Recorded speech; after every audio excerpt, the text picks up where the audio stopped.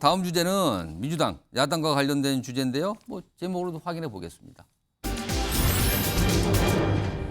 대통령 그리고 여야 대표를 포함한 3자 회동 제안이 오늘 있었죠. 이재명 대표 얘기입니다.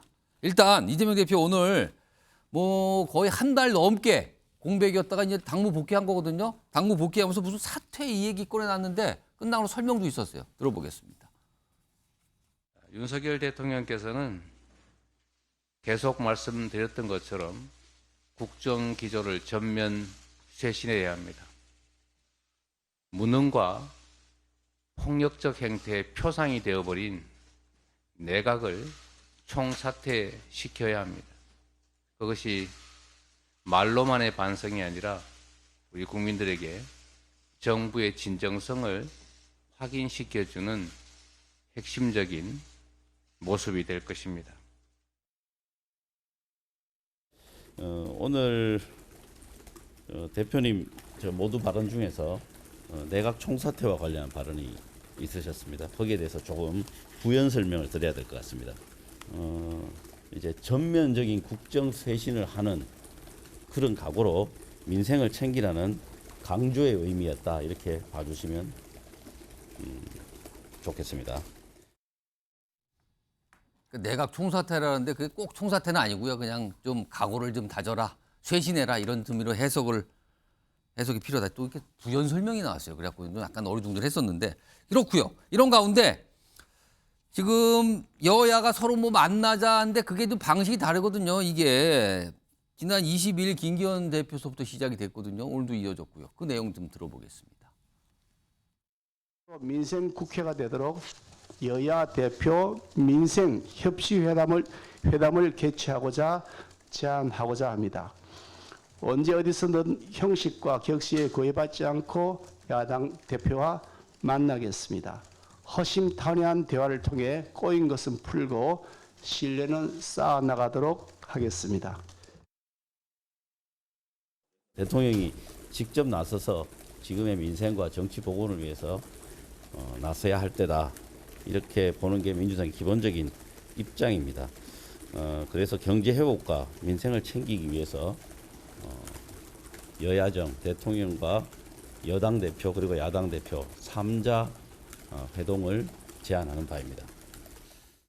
제안을 했는데 여야 대표 회담 제안했는데 다시 3자 회동, 대통령까지 포함한 3자 회동이라고 역제안을 한 거잖아요. 오늘 반응이 나왔어요. 국민의힘 반응 좀 하나 들어보겠습니다. 내용이 있습니다. 화면이에요. 이게 국민의힘에서는 지금 순방 중인 대통령을 포함한 3자 회동이 먼저여야 할 여유를 국민께서 어떻게 생각하거나 안 하겠다는 걸로 들리네. 이게 부정적인 입장이 나왔는데 문제는 이건 윤석열 대통령이 또 수용을 해야 되는 거잖아요. 그럼 네 분께 지금 판넬이 있거든요. 앞에 OX 판넬. 이거 윤석열 대통령이 일단 국민의힘은 오늘 부정적인데 윤석열 대통령이 이 3자 회동 제안을 수용한다고 보시면 O, 안 한다고 보시면 X를 들어주세요. 전원이 아니고 세 분 X, 한 분만 오는데 일단 가장 독특한 답이라고 할 수 있는데 한 분만 계시니까 일단 정혁진 변호사는 받아들일 거라고 보세요? 받아들일 수도 있다. 윤석열 가능성이 대통령의 스타일이. 왜냐하면 이게 핑퐁인데 어떻게 보면 절충안이거든요. 예. 이재명 대표는 대통령하고 영수회담 같이 단독으로 1대1로 만나자 이렇게 이야기를 했는데 김기현 대표는 아니 내가 이재명 대표하고 만나는 게 좋겠다 이렇게 이야기한 거 아니었겠습니까? 예. 그런데 조금 전에도 나왔지만 김기현 대표는 뭐라고 이야기했냐면 형식을 불문한다고 그랬어요. 그러니까 이재명 대표하고 만나긴 만나는데 어떤 식으로 만나든 우르르 만나든 둘이 만나든 아니면 셋이 만나든 괜찮다. 저는 그렇게 이해가 되거든요. 예. 그런데 이렇게 이재명 대표가 어떻게 보면 하나 이제 좀 양보한 그런 절충안을 낸 거기 때문에 그 윤석열 대통령 스타일에서 이 정도면 만날 수도 있겠다라고 결심할 수도 있지 않을까 생각이 듭니다. X를 고르신 세 분 중에 조정기 의원만 좀 들어보죠. X 안 될 거다. 수용 안 한다. 대통령께서 결국 만나게 되면 이재명 대표가 이야기하는 것들을 여러 가지를 수용해야 되거든요. 사실 김기현 대표가 본인이 만나겠다고 이야기했던 것들은 김기현 대표가 만약에 이재명 대표를 만나서 어떠한 실수를 하건 간에 꼬리 자를 수가 있는 상황이 연출이 되는데 윤석열 대통령을 직접 만나고 이재명 대표와 이야기를 하면은 결국에는 받아들여야 되는 부분들이 여러 가지가 있거든요. 그런 측면에서 본인이 가질 정치적 이런 책임, 이런 것들이 굉장히 좀 무겁게 다가올 것이기 때문에 저는 윤석열 대통령 스타일상 우리 정혁진 변호사나 정확하게 반대로 받아들이지 않을 것이다. 저는 그렇게 생각합니다. 아니, 저는 장기적으로는 받아들일 거다. 그런데 지금은 안 되는 이유가 예. 지금 오늘 이재명 대표가 했지만 내각을 총삭해 하라고 주장하는 대표와 어떻게 3자 회담이 되겠어요. 그리고 또 하나는 저 문제, 그러니까 이재명 대표를 둘러싼 사법 문제가 다 기소가 끝나고 나서 법원으로 넘어간 후에 대통령 입장에서는 고려해 볼 수 있는 거예요. 알겠습니다. 꼭 한마디만 보태면은요. 예. 정말 윤석열 대통령이 이번에 이어의 영수회담의 타이밍을 예. 놓치는 우를 범하지 않았으면 좋겠어요. 아, 자, 받아들이는 돌아오시면 중동 순방 마치고 돌아오면요. 시정연설 하게 됩니다. 예산안 앞두고 시정연설 하게 됩니다. 그걸 계기로 해서라도 예. 한번 봅시다. 라고 할 수 있어야만이 말로만 반성이 아니라 진정한 변화의 의지를 보여줄 수 있는 하나의 저는 기회라고 생각합니다.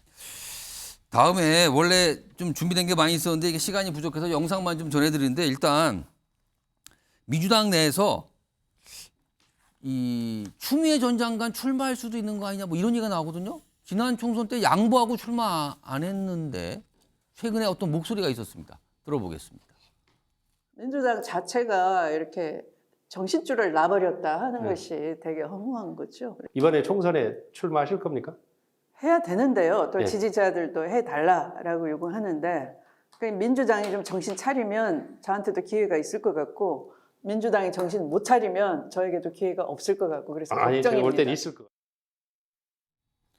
정일영 교수님, 뭐 기획 일거리 그건 본인이 총선 출마한다는 건데 원래 서울 광진 을이었잖아요. 그거를 고민정 의원한테 양보하고 본인이 네. 나온 건데 그러면은 여길 다시 간다는 겁니까? 다른 데로 간다는 거야 기회가 오면은 뭐 기회가 오면 아마 그 옆 지역구에서라도 자기가 나설 거다. 광진의 다른 지역구로. 다른 지역구 그게 이제 광진, 을이 있고 갑이, 갑이 있지 않습니까? 예, 거기는 갑이. 이제 전해수 의원 지역구입니다. 물론 뭐 친 이낙연계로 친낙계 알려져 있습니다. 뭐 이렇게 돼 있군요, 또. 뭐 그런 것을 염두에 두고 계신지 모르겠지만 어쨌든 추미애 의원 같은 경우는 이 극성 지지층의 열렬한 어떤 지지를 받고 예. 있습니다. 그러나 중도 확장성 측면에서는 대단히 한계를 보인 분으로 평가받고 있습니다. 그런데다가 본인이 문재인 정부에서 법무부 장관을 지낸 분입니다. 예. 근데 최근에는 문재인 정부를 비판하면서 친명 행보를 또 보여주고 있어요. 이런 일련의 행동들이 당 전체에 미치는 영향이라고 하는 측면에서는 대단히 부정적인 측면이 좀 커 보이고요. 예. 아마도 총선 즈음에서는 이재명 대표를 중심으로 한 지도부에서 예. 총선 전략 차원에서라도